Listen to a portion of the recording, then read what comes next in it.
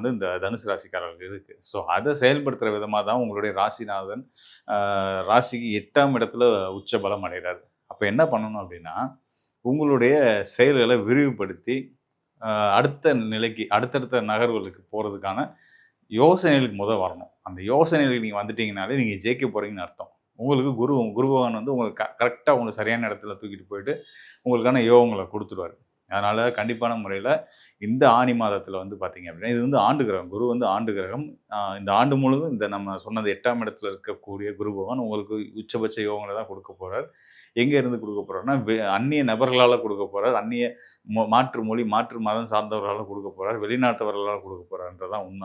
அதனால உங்களுடைய செயல்கள், வேலையாகட்டும், சொந்த தொழில் பண்ணிட்டு இருக்கீங்கன்னா, தொழில்ல ஆகட்டும், எல்லா வகையிலயுமே வந்து உங்களோட வாழ்க்கையில வெளிநாட்டு தொடர்புகள அதிகப்படுத்த பாருங்க. திரைக்கடல் ஓடி திரவியம் தேடுன்னு நம்ம பெரியவங்க சொல்லியிருக்காங்க இல்லையா? ஸோ அத வந்து நீங்க வந்து செயல்படுத்தணும் அப்படின்றது வந்து காலத்தின் கட்டாயம். தனுசு